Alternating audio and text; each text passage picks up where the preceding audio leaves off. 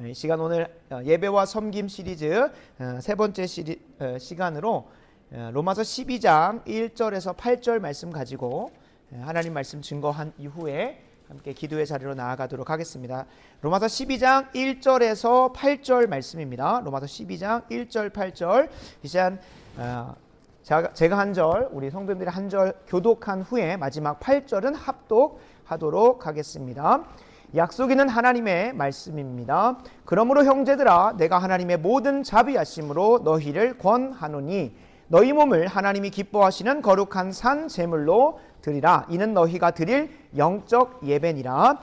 너희는 이 세대를 본받지 말고 오직 마음을 새롭게 함으로 변화를 받아 하나님의 선하시고 기뻐하시고 온전하신 뜻이 무엇인지 분별하도록 하라.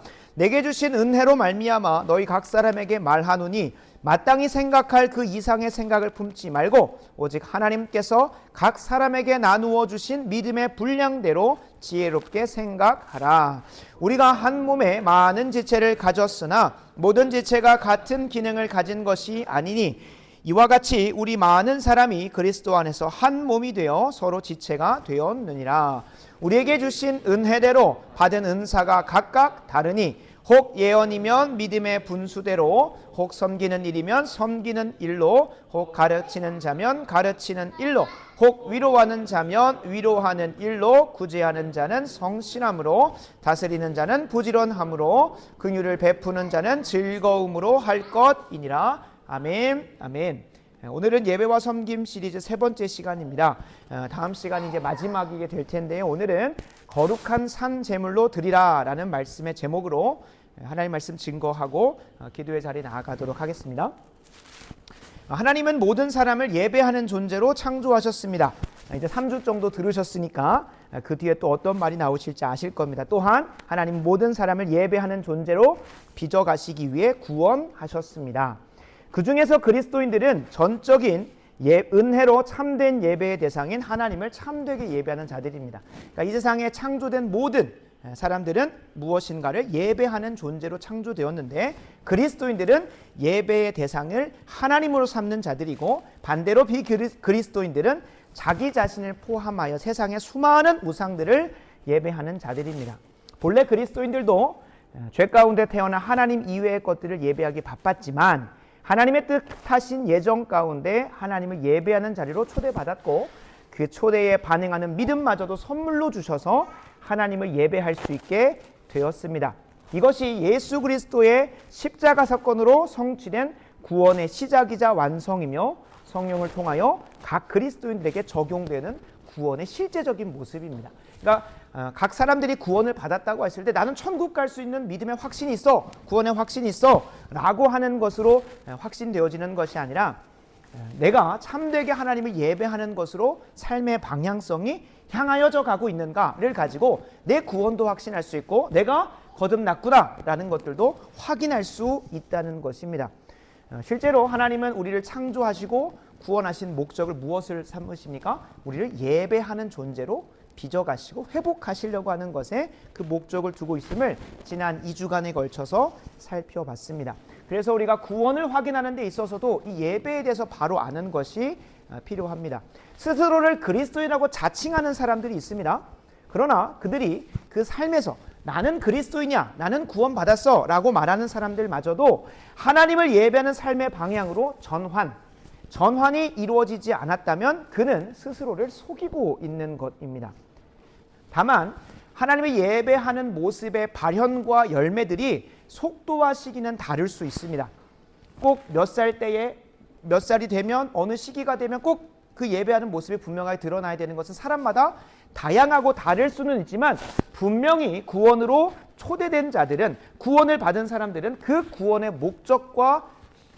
목적에 부합하게 하나님을 예배하는 삶으로 방향이 전환되어져야 한다는 것입니다. 실제로 그러한 길을 먼저 걸어갔던 사도 바울이 로마서 7장에 이렇게 고백하고 있습니다. 내 속 곧 내 육신에 선한 것이 거하지 아니하는 줄을 아노니 원함은 내게 있으나 선을 행하는 것은 없는. 그러니까 본인이 마음 가운데는 뭘 원한다는 겁니까? 하나님을 예배하고 하나님의 뜻대로 사는 것을 너무 원하지만 내 육신이 그러한 것을 행하지 않는다라고 입술로 고백한다는 거예요. 그러니까 우리가 구원받았다고 해서 구원의 여정 가운데 들어섰다고 해서 거듭났다고 해서 곧바로 즉시 하나님을 참되게 예배할 수 있는 것이 아니라는 거예요. 우리의 육신의 연약함과 부족함으로 죄에 넘어지지만 그러나 우리가 분명하게 기억해야 될 것, 내 삶의 열매에서는 하나님을 예배하지 못하고 우상을 숭배하고 죄를 짓고 있다고 하더라도 무엇만은 내 마음의 원함만큼은, 내 마음의 갈망만큼은 하나님을 예배하고 하나님의 뜻대로 살고 싶어하는 방향으로 전환이 일어났어야 함을 성경은 분명히 이야기하고 있다는 거예요. 바울이 분명 무엇이라고 얘기합니까? 원함은 내게 있으나 선을 행하는 것, 육신으로 행하는 것은 무엇하노라? 없노라 라고 스스로 신앙을 자성하고 있습니다. 실제로 우리가 정말로 예배자로서 삶에서 드러나는 열매는 하나님에게 달려있는 것입니다. 우리가 하나님의 선하신 뜻대로 예배하려고 해도 때로는 내 육신이 연약하고 상황이 여의치 않아서 그런 열매가 드러나지 않을 수 있습니다. 그래서 주님은 우리의 외모를 보지 않으시고 마음의 중심을 보신다고, 이것도 또한 나중에 이제 또 설명할 부분들이 있겠지만 분명한 것은 구원받았다고 해서 항상 예배자의 모습으로 살아갈 수 있는 것만은 아니다. 그러나 무엇은 있다? 마음의 전환은 분명히 일어난다는 거예요. 그래서 구원을 우리가 좀 단추해 볼 때 이런 것으로 표현할 수 있겠습니다. 마음의 변화, 그 다음에 관점의 변화, 안목의 변화, 인식의 변화로부터 구원이 출발한다고 말할 수도 있겠습니다. 무슨 말일까요?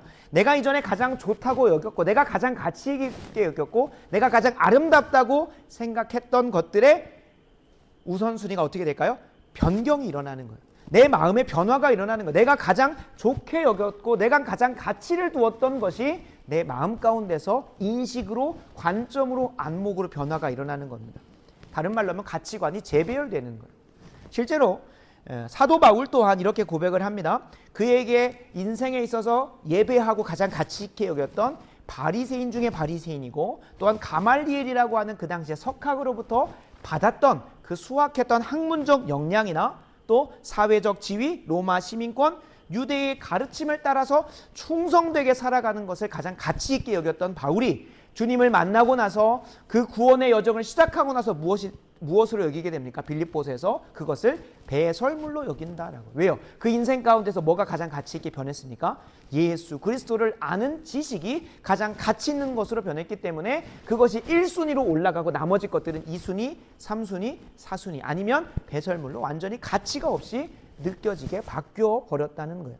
그러니까 하나님과 하나님의 말씀을 따라 사는 것이 가장 최고의 가치로 마음이 변하고 인식이 변하고 가치관이 변하고 안목이 변하고 관점이 변하면 자연스럽게 다른 것들도 그 우선순위가 정렬이 된다는 거예요. 그래서 구원은 우리의 삶 가운데 가장 가치 있는 것이 무엇인지를 그 안목이 변화되는 것으로부터 시작된다라고 해도 과언이 아닙니다. 당연히 그렇게 안목이 변하고 나면 무엇이 되겠습니까? 내 마음 가운데 하고자 하는 것이 바뀌었으니까 자연스럽게 내 삶에서 어떤 행동을 하는 것도 내 삶의 방향을 향하는 것도 완전히 뒤바뀌어져 가겠죠. 물론 마음이 변화되는 것과 삶의 행실이 변화되는 것은 또 다른 차원의 문제이지만 분명한 것은 성경은 우리를 예배자로 구원하시기 위하여, 바꾸어 가시기 위하여 가장 먼저 뭘 바꾸신다는 겁니까? 이 세상에 어떠한 것을 가치 있게 여기는 것이 아니라 하나님과 하나님의 말씀을 가치 있게 여기는 것부터 시작하여서 그 일을 행하신다는 것입니다. 그리고 그것이 순차적으로 변화되어져 가면서 삶 전체에서 하나님이 예배받으시게 되는 것으로 연결되는 것입니다. 그래서 오늘 본문은 그 여정 속에서 안목이 변화되고 관점이 변화되고 세계관이 변화된 그리스도인들의 삶에서 자연스럽게 맺어져야 할 삶의 예배, 삶 속에서 드러나는 전인격적인 예배, 삶 속에서 순종과 실천과 거룩함과 경건으로 드러나는 그 예배의 모습을 다루는 본문으로 이제 들어갑니다.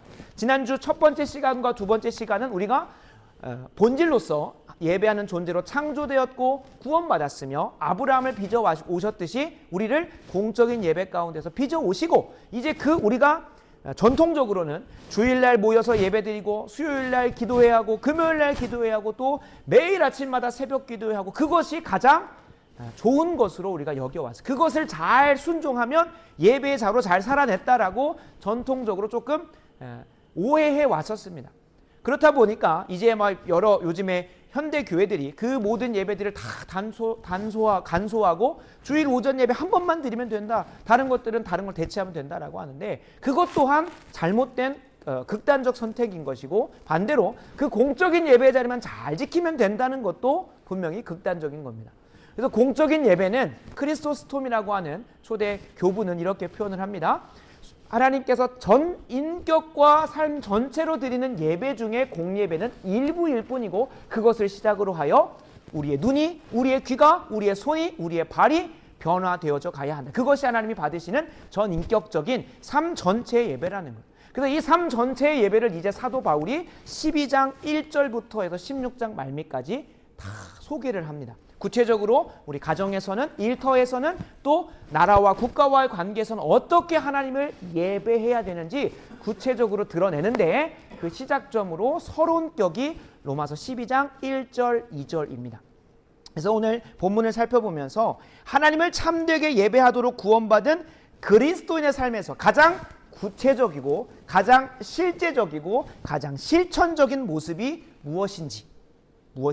나는 주일 예배도 빠지지 않았어. 수요 기도도 맨날 나가. 새벽 기도 한 번도 빠진 적이 없어. 나는 20년 근속이야. 나는 40년 근속이야. 나는 모태지. 그게 중요한 것이 아니라 정말로 우리가 삶으로 드러나는 삶 전체가 전 인격이 변화되어 분명하게 누구도 핑계치 못하게. 요즘 우리가 읽고 있는 사도행전에서 드러나죠. 제자들에게 또한 초대교회에서 세상에서는 볼 수 없는 예배의 모습 무엇입니까? 자기 소유를 팔아 가난한 자들을 구제하고 자기의 것을 자기의 것이라 주장하지 아니하는 바나바와 같은 사람들이 등장을 하면서 이게 진짜 예배자구나. 이게 정말 구원받은 사람이구나. 실제로 삭개오도 그렇죠. 구원의 여정 가운데 초대받고 나서 삭개오 앞에 나오는 본문이 누구냐면 부자 청년입니다. 부자 청년이 어떻게 하면 영생을 어떻게 하면 천국에 갈 수 있습니까? 물어요. 그때 뭐라고 얘기하십니까? 네 소유를 팔아 다 나눠주라. 근데 부자 청년은 근심하며 예수님을 떠나가 버립니다. 반대로 바로 한 장 넘어가서 삭개오는 그렇게 말하지도 않았습니다. 그러나 본인의 소유, 다른 사람에게 빼앗아서 내 것을 채워왔던 물질을 다 소진해 버립니다. 실제로 율법에서 요구하는 것보다 몇 배나 더하여 갚아가고 자신의 소유를 다 나눠줘 버립니다. 이것이 정말로 구원받은 사람에게서 마땅히 드러나야 될 예배의 모습입니다. 그냥 나는 예배자야, 나는 그리스도인이야 라고 하는 말로 끝날 것이 아니라 삶으로 분명히 증명되어지고 확인되어지고 확신되어지는, 그래서 그것을 가지고 내가 자화자찬하는 것이 아니라 세상 사람들이 나를 보고 하나님께 영광을 올려드리게 되는 것으로 이어지는 것을 우리가 꿈꿨으면 좋겠습니다. 우리 좋은 교회가 그러한 예배의 자로 나아갔으면 좋겠는 거. 그래서 첫 번째 시간 우리가 예배하는 존재로 창조되었고 하나님께서 예배하는 존재로 빚으시고 그리고 그 열매로서 우리에게 맺게 하시는 삶의 예배. 이건 뭐 신학적 표현은 아닙니다만 많은 사람들이 그렇게 표현합니다. 삶으로서 드리는 예배, 전인격적인 예배, 삶 전체가 예배가 되는 것으로 나아가게 되기를 간절히 소원합니다. 그래서 여호수아와 주님께서 함께 하시니 여호수아의 소문이 가나안 온 땅에 두루 퍼졌다고 합니다. 그리고 우리가 함께 읽고 있는 사도행전에서도 그 소문이 사람들에게 퍼져서 날마다 구원받는 사람들이 더해졌다고 합니다. 그러니까 우리가 좀 경계해야 될 것이 있다면 세상 사람들이 듣기 좋은 복음과 그들의 입맛에 맞는 것으로 우리의 진리를 다운그레이드 시키고 컨텍스츄얼라이즈, 그러니까 그들의 입맛에 맞는 것으로 줄여가지고 주게 되면 옛날에는 먹혔습니다. 교회에서 옛날 1970, 80년대만 해도 복지센터가 제대로 세워져 있지 않았고 누군가를 섬기는 것들이 다 교회에서 이루어졌어요. 교육도 그렇고 복지도 그렇고 사회 전반에 있는 모든 것들이 다 교회로부터 시작이 됐습니다. 선교사님들이 와서 하신 것이 뭡니까? 교육기관을 지었고 의료기관을 지었어요. 그러니까 그 당시에 조선시대에는 감당할 수 없었던 것들을 교회가 감당했습니다. 그러나 현대사회는 병원이 훨씬 더 병을 잘 고치고 교육은 이미 학원가와 거기서 잘 가르쳐요. 더불어 복지도 지금 사회복지사들을 엄청 양산해서 복지센터로부터 과잉복지가 될 정도로 많이 흘러가요. 그러니까 교회가 이전에는 그것으로 복음을 전할 수 있는 통로가 열렸지만 지금은 뭐 제3세계나 아프리카 같은 경우는 똑같은 방법으로 또 접근이 되지만 우리가 그들에게 다가갈 때에 우리가 이런 걸 더 베풀어 줄 수 있습니다. 우리가 이번에 영어 캠프를 사용하긴 합니다만 영어 캠프의 마지막 시간에 감사하게도 그냥 프로그램하고 영어 가르쳐주고 끝나지 않고요. 그 팀은 마지막 날 콜링의 시간으로 폐회 세레머니를 예배로 한다고 합니다. 그래서 그날 20명의 중학생, 초등학생 친구들에게 콜링도 할 것이고 크리스찬의 삶으로 초대하는 시간들을 가진다. 그러니까 그것은 하나의 포장인 것이고 실제로 이들에게 다가가는 것은 우리가 정말로 복음과 진리로 다가가야 돼요. 그래서 세상이 결코 흉내낼 수 없는 참된 예배자의 열매. 세상이 다 따라왔어요. 교육도 따라왔고 복지도 따라왔고 다 따라왔어요. 그죠? 네. 돈만 있으면 다 할 수 있어요. 근데 세상이 결코 흉내낼 수 없는 그것. 초대교회에서는 지금도 이 세상에서 이 기독교 역사가 아니라 그냥 인류 역사 가운데 결코 흉내낼 수 없는 뭐가 일어났습니까? 자신의 것을 자신의 것이라 주장하지 않고 다른 사람을 섬기는데 베푸는 거. 이거는 돈으로 살 수 있는 게 아니죠. 그건 오직 하나님만이 드러내실 수 있는 기적과 예배의 열매인 거죠. 삭개오가 그랬고 초대교회 사람들이 그랬던 것처럼 정말 우리 교회가 세상은 결코 흉내낼 수 없는 예배의 열매, 삶으로 분명히 드러나는 그 예배가 이 완주 지역에 또 전라도 지역에 소문이 나게 되는 은혜가 있기를 간절히 소원합니다. 그러려면 우리가 이것을 듣고 끝내면 안 되고 오늘 기도회 가운데 깊이 씨름하면서 주여 내게 주신 은사 안에서 내가 무엇으로 하나님을 예배하기를 원하십니까? 무엇으로 하나님을 예배하기를 원하십니까? 묻고 그 부르심을 받아야 됩니다. 부르심을. 그냥 이순종 목사 이런 거 하자고 하니까 막 거기 따라다니고 뭐 그것도 합력하여 또 하는 거니까 너무나 좋지만 각자에게 하나님께서 사도 바울은 이방의 빛으로 부르셨고요. 또 누군가 여기서는 가정의 빛으로, 누군가는 학교의 빛으로, 누군가는 일터의 빛으로, 누군가는 헬스업계의 빛으로, 누군가는 공업계의 빛으로, 누군가는 목회의 빛으로 부르셨다는 거 우리가 오늘 한번 점검해 보셔야 돼요. 그래서 오늘 12장 1절, 2절 그리고 8절까지 이루어지는 본문을 함께 살펴보면서 우리의 삶의 예배로 어떻게 적용할 수 있을지 이제 여러분들 궁금해하시고 12장 9절부터 16장까지 하나하나 읽어가시면서 내 삶에서 어떻게 예배가 더 구체적으로 드러날 수 있을지는 한번 깊이 고민해 보셔야 되는 겁니다. 본문으로 들어가 보겠습니다. 본문은 구원받은 그리스도인에게서 마땅히 드러나야 할 참된 예배의 서론 서막을 열면서 그 시작점을 하나님의 자비하심이라고 선언하고 있습니다. 1절을 제가 읽겠습니다. 그러므로 형제들아 내가 하나님의 모든 자비하심으로 너희를 권하노니 너희 몸을 하나님이 기뻐하시는 거룩한 산제물로 드리라. 이는 너희가 드릴 영적 예배니라.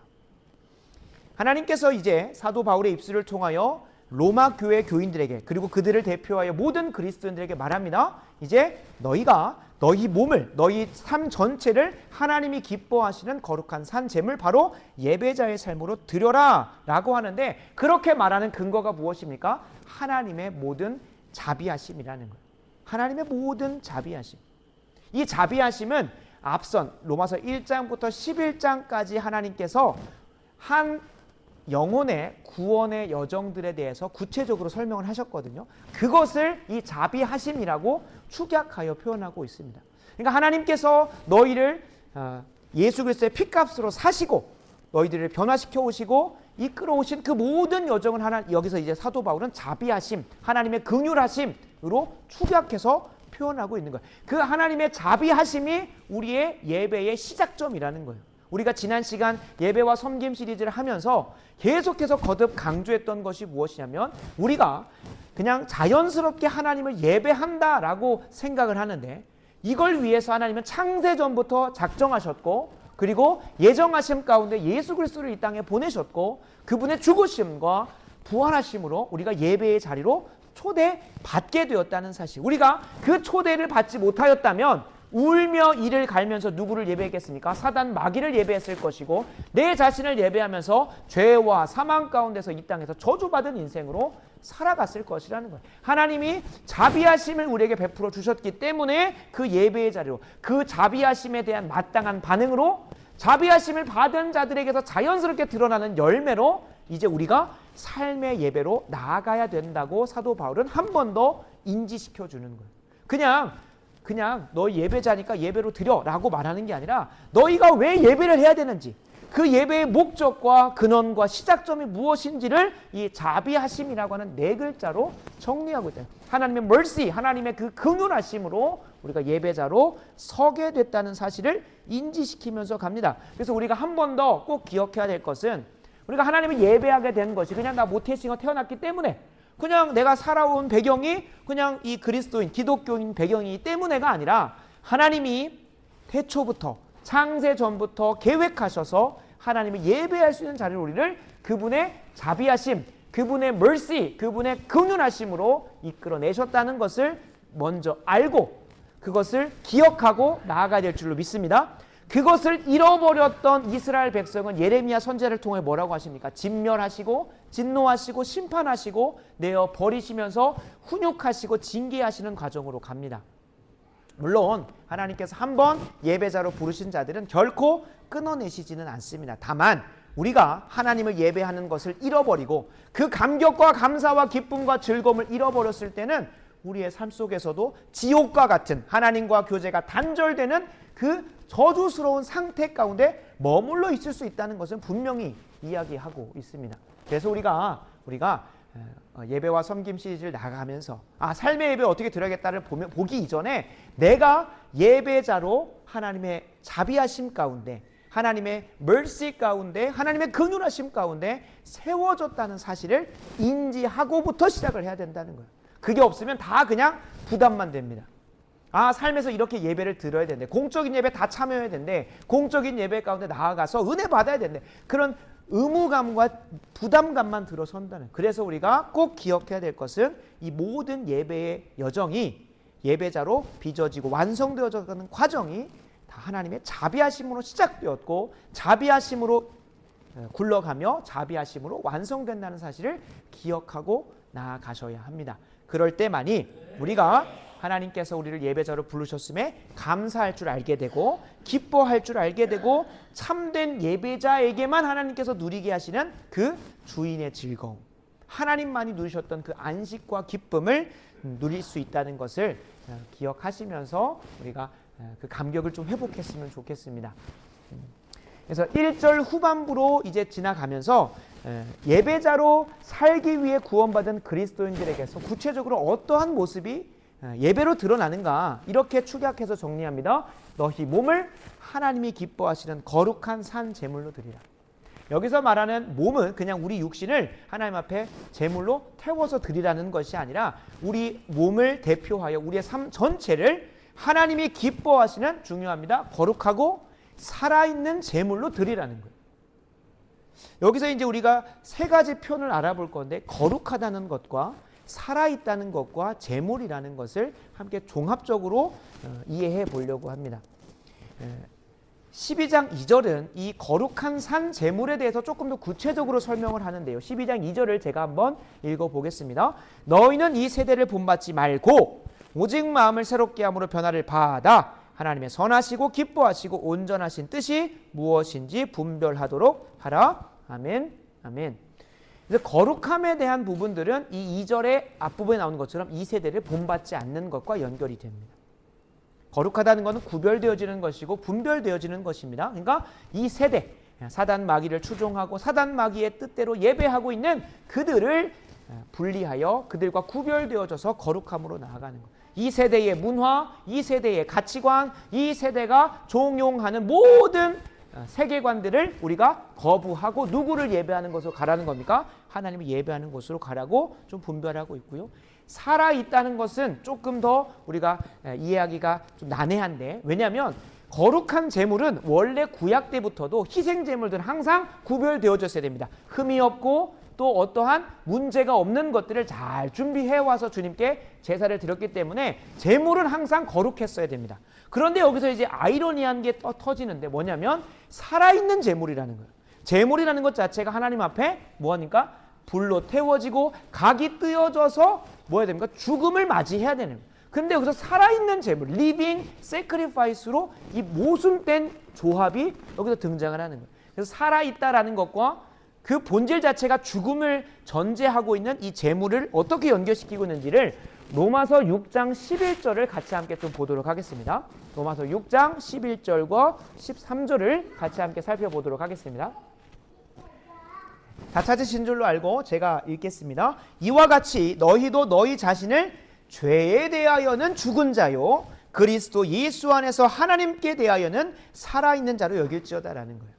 그러니까 우리가 하나님 앞에 드려지는 제물이 된다는 것은 우리의 육신이 죽는 것이 아니라 우리의 영혼이, 우리의 영이 죄에 대하여는 죽고 이제는 의에 대하여 하나님에 대하여는 살아있는 자가 된다는 것을 이야기해요. 13절은 더 구체적으로 더 잘 표현해 줍니다.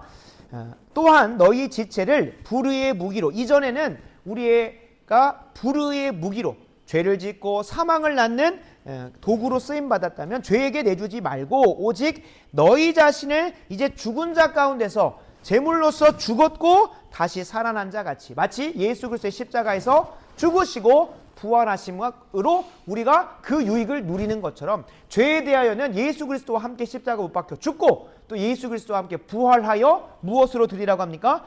살아난 자로서 하나님께 우리 인생을 드리고 우리의 지체, 우리의 몸을, 우리의 인생을 의의 무기로 하나님께 드리라는 거예요. 그러니까 살아있는 제물이라는 것은 죄에 대하여는 죽고 의에 대하여 살아서 하나님의 뜻대로 우리의 삶을 드리는 삶이 살아있는 제물, living sacrifice라고 우리 본문을 볼 수 있겠습니다. 예수 그리스도의 십자가의 죽으심과 부활로 말미암아 죄에 대하여 죽은 자 그리고 의에 대하여 살아난 자로서 이제 하나님의 선하시고 기뻐하시고 온전해진 뜻을 행하는, 구체적으로 열매를 맺는 삶으로 나아가라는 거예요. 그래서 12장 2절 후반부는 이것을 다 집약적으로 이렇게 설명합니다. 하나님의 선하시고 기뻐하시고 온전하신 뜻이 무엇인지 세상으로부터 거룩함으로 분별하고 또 죄에 대하여는 죽고 의에 대하여 살아서 그것을 분별하여 행하는 자로 나아가라는 것을 집약적으로 얘기하는 거예요. 그래서 거룩한 산 제물은 12장 2절에서 더 구체적으로 설명이 되고 그 예배의 구체적인 모습은 이렇게 정리할 수 있겠습니다. 우리의 삶에서 하나님의 선하시고 기뻐하시고 온전하신 뜻이 무엇인지 분별하여 그것을 삶의 열매로 맺어가는 것, 그것이 하나님께서 우리에게 공적인 예배로부터 시작되어져서 삶 전체에서 드려지기를 원하는 구체적인 예배의 모습이라고 말씀드릴 수 있겠습니다.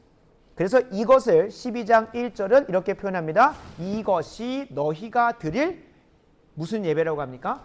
영적 예배라고 나오는데 실제로 이 영적이라고 쓰여진 이 헬라어는 로기켄이라고 하는데 이 로기켄은 신약 성경에 2번 쓰입니다. 근데 이 신령한 영적인이라는 표현보다도 뭐가 조금 더 맞는 번역이냐면 합당하다, 마땅하다라는 것. 그러니까 하나님께서 우리에게 자비하심을 베풀어 주셨으니 그것에 대해서 마땅히 합당하게 드려서 반응해야 되는 예배다라는 것이에요. 그러니까 합당한 예배 혹은 마땅한 예배, 이걸 조금 더 총체적으로 좀 봤을 때는 참된 예배다라는 거예요. 이것이 너희가 드릴 참된 예배라는 거예요. 그러니까 영적인 예배라는 표현보다도 이것이 너희가 드릴 참된 예배. 왜냐하면 문맥적으로 우리가 영적으로 드리는 예배가 맞죠. 그러나 문맥적으로 보면 실제적으로 12장 1절부터 시작되어서 16장까지는 구체적이고 실천적이고 실제적이고 우리의 삶의 모습에서 분명하게 드러나야 될 예배의 모습을 이야기하고 있기 때문에 무엇에 대한 하나님이 내게 베풀어 주신 자비하심에 대한 마땅한 반응으로 드러나는 구체적인 모습을 이야기하고 있기 때문에 오히려 참된 예배 혹은 합당한 예배라고 번역하는 것이 조금 더 문맥과 이 용례에 좀 맞다고 볼 수 있겠습니다. 그렇다고 한다면 이제 12장 2절까지 해서 이제 구체적으로 하나님께서 우리에게 원하시는 모습의 예배를 우리가 이제 서론적으로 정리를 했습니다. 여기서 우리가 좀 경계해야 될 것이 있습니다. 이 본문만 딱 가지고 가서 어떤 것을 잘못 가르치냐면 요한복음 4장에 사마리아 여인이 등장을 합니다. 사마리아 여인 그 배경 안에서도 사마리아 여인이 묻죠. 예수님한테. 예수님, 우리가 어디에서 예배해야 됩니까? 누군가는 저기서 예배해야 된다고 하는데 라고 하면서 갑자기 장소적 개념으로서 예배를 물어요. 그래서 예수님은 여기도 아니고 저기도 아니고 하나님 앞에 참되게 예배할 때가 온다라고 하면서 장소적으로 우리가 묶일 필요가 없다는 거. 그러면서 그것과 함께 이 본문을 딱 연결시켜서 뭘 종용하냐면 온라인 예배도 괜찮다. 온라인 예배도 괜찮다. 그리고 굳이 공적인 예배로 모여서 예배 안 드려도 된다라는 거예요. 근데 히브리서 10장 24절 25절은 주님이 재림이 가까이 오물 볼수록 더욱 모이기를 힘쓰고 그 안에서 공적인 예배 가운데 서로 사랑과 선행을 격려하면서 힘써 모이라고 하는 것과는 연결도 안 시켜요. 다른 본문들하고 다 연결 안 시키고 본인들이 보고 싶은 딱 두 구절만 가지고 연결시켜 보니까 주일날 공적인 예배를 안 모여도 되는구나. 굳이 안 모여도 여기서 저기서 드리는 게 중요한 게 아니잖아. 내가 그냥 하나님 말씀대로 순종하며 사는 예배가 전부면 되잖아. 내 몸을 하나님이 기뻐하시는 제물로 드리면 되잖아 라고 착각한다는 거예요. 근데 오히려 하나님은 공적인 예배로 모여서 그 가운데 내 어떠한 주관도 들어가지 아니한 선포되는 하나님의 말씀과 그 예배 순서를 통하여 우리가 예배자로 빚어지게 하시고 거기서부터 시작하여서 어디로 가게 하시는 겁니까? 삶의 예배 현장으로 나아가게 하신다는 거예요. 그러니까 우리가 이쪽도 저쪽을 한쪽으로 뭐 하면 안 됩니까? 한쪽으로 기울었거나 극단적으로 생각해서는 안 되는 거예요. 공적인 예배도 철저하게 세우고 더불어서 삶의 예배로 연결되어야 되는 거예요. 실제로 이 삶의 예배만 강조하는 사람들에게서 나온 신학적 계열이 해방신학입니다. 그러니까 그 사상적 배경에는 성경적인 신학보다도 오히려 무엇이 있을까요? 좌파적이거나 유물론적인 세계관을 가지고 세상을 변화시켜 가야 된다. 사회복음에 대해서 막 얘기하면서 좀 분별할 것들이 필요합니다. 나중에 한번 이것도 다룰 수 있는 시간들이 꼭 열려지기를 간절히 소원합니다. 그래서 이제 3절에서 8절로 가면서 이제 구체적으로 더 실제적으로 어떠한 예배가 우리의 삶 가운데 드러나야 되는지를 이야기해 줍니다. 3절 5절 제가 읽겠습니다. 내게 주신 은혜로 말미암아 너희 각 사람에게 말하노니 마땅히 생각할 그 이상의 생각을 품지 말고 오직 하나님께서 각 사람에게 나누어 주신 믿음의 분량대로 지혜롭게 생각하라. 우리가 한 몸에 많은 지체를 가졌으나 모든 지체가 같은 기능을 가지는 것이 아니니 이와 같이 우리 많은 사람이 그리스도 안에서 한 몸이 되어 서로 지체가 되었느니라. 아멘. 아멘. 보면 하나님은 각 사람에게 그분의 은혜대로 그분이 정하신 뜻대로 은사와 직분 그리고 그에 걸맞는 사명을 허락하십니다. 예배할 수 있는 그 구체적인 지침을 허락하신다는 거예요. 사도 바울은 이방인들에게 복음을 전하는 사명을 위해서 필요한 은사와 직분을 은혜 가운데 다 받았습니다. 사도 바울의 사명은 무엇이었을까요? 말씀 서두에 나눴던 것처럼 사도행전 13장 47절에 보면 이렇게 나옵니다. 주께서 이같이 우리에게 명하시되 내가 너를 이방의 빛으로 삼아 너로 땅끝까지 구원하게 하리라 하셨느니라 하니, 사도 바울은 이방의 빛으로서 그 당시에 소아시아와 유럽 전 지역에 하나님을 예배하는 예배 처소들을 교회를 세우는 것이 그의 사명이었고 이를 위하여 필요했던 은사와 직분을 그에게 허락하셔서 구체적인 삶의 현장 가운데 하나님을 예배하게 했습니다.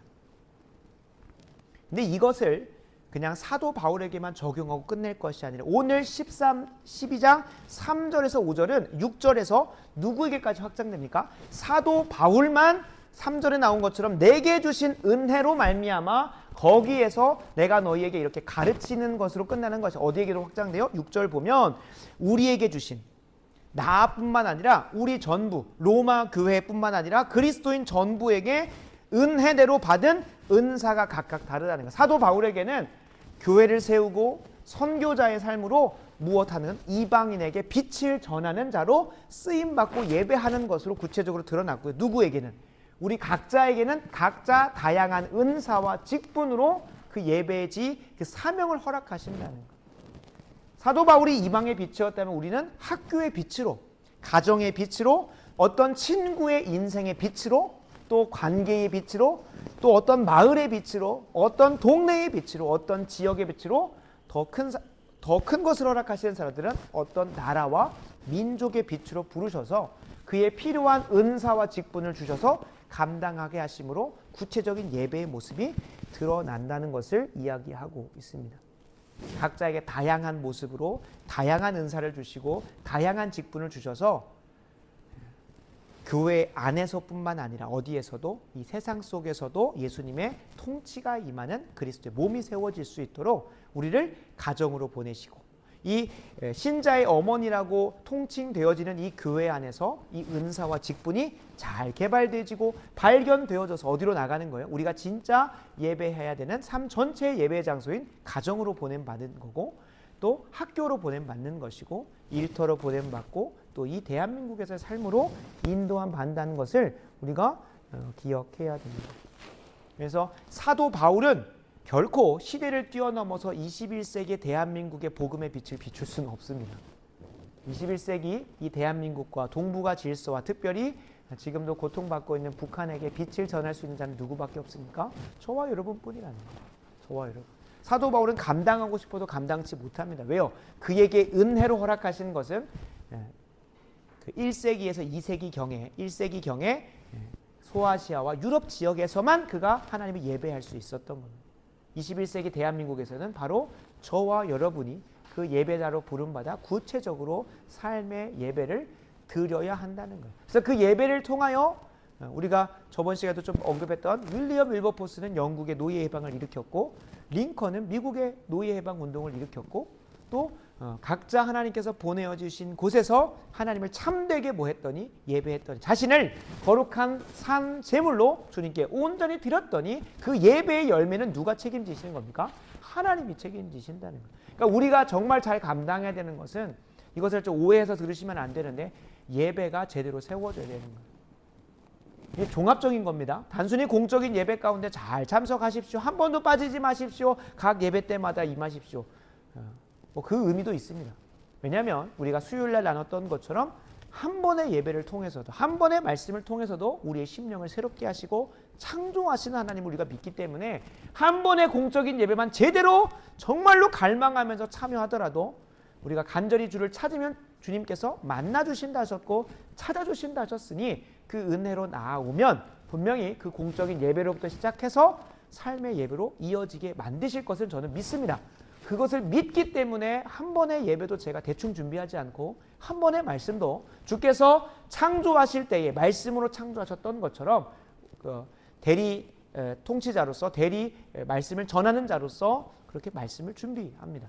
그러니까 한 번의 예배로 우리가 제대로 임하여 기도로 준비하여 임한다면 그 예배를 통해서 놀라운 역사가 일어나는 거죠. 우리 좋은 교회가 그런 예배가 바로 세워지기를 간절히 소원합니다. 그래서 이 예배로부터, 이 공적인 예배로부터 정말로 각자의 가정과 학교와 일터로 나아가서 그곳에 그리스도의 통치가 임하게 하는 귀한 통로로 우리 모두가 귀하게 쓰임받았으면 좋겠고요.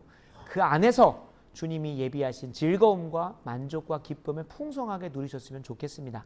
다만 우리가 좀 경계해야 할 것을 사도 바울도 로마 교회에게 한번 경계하고 있습니다. 우리가 건너뛰었는데 12장 3절을 보면 너희 각 사람에게 말하노니 마땅히 생각할 그 이상의 생각을 품지 말고 오직 하나님께서 각 사람에게 나누어 주신 믿음의 분량대로 지혜롭게 생각하라는 거예요. 몇몇 주석을 보니까 이게 갑자기 툭 튀어나왔다라고 이야기하는 본문도 있는데, 전체 문맥 속에서 하나님께서 어떤 사람에게는 어떤 은사를 주십니까? 예언의 은사를 주십니다. 어떤 사람에게는 섬기는 은사를 주시고 어떤 사람에게는 가르치는 은사를, 위로하는 은사를, 구제하는 은사를, 다스리는 은사를, 긍휼을 베푸시는 은사와 그에 맞는 직분과 직업을 허락하신다는 거예요. 근데 우리가 보통 세상에서 만들어 놓은 우선순위와 가치 기준에 따르면 의사가 최고로 잘 섬기는 사람 같고 법률가가 최고로 대우받고 잘 섬기는 멋진 사람인 것처럼 보입니다. 그죠? 우리의 대한민국의 교육의 방향이 다 그쪽으로만 향해 있으니까 오직 법률가 혹은 5급 공무원 혹은 의사가 되면 너무 잘했다 라고 말하는 그런 가치 세상 속에서 살아가요. 그러니까 우리가 거기에서 거룩하여서 이 세대를 본받지 않고 하나님의 방식으로 생각하는 건 무엇입니까? 하나님은 이미 우리에게 필요한 것들은 부족함 없이 그 믿음의 분량대로 다 허락하셨다는 거예요. 그러니까 우리가 가진 것 이상의 것, 내게 없는 것, 내게 갖추어지지 않은 것, 내게 허락되지 않은 것만 생각하면서 계속 비교하고 무너지고 넘어지는 것이 아니라 내게 이미 주어진 것, 내게 주어진 것을 이미 그 믿음의 눈과 안목이 열리면 이게 너무나 귀한 것들인데 세상의 눈으로 보면 가치 없고 아무것도 아닌 것처럼 보이는 것,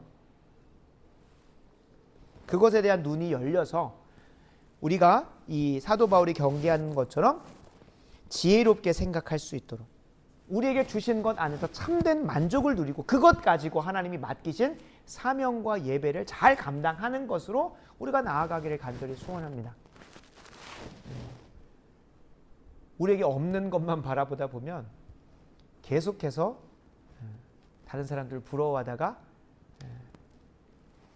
마태복음 25장에 나오는 악하고 게으른 종으로 끝날 수도 있어요. 울며 이를 갈며 끝날 수도 있어요. 우리 모두에게 동일하게 주신 시간이라는 은사마저도 허비하고 허랑방탕하게 쓰고 뭐 이렇게 하다가 내가 노년이 이르고 아무것도 안 했는데 이렇게 됐다. 이런 시간이 다 흘렀네 라고 후회하고 이를 갈 날이 온다는 거예요. 울며 이를 가는 날이 온다는 거예요.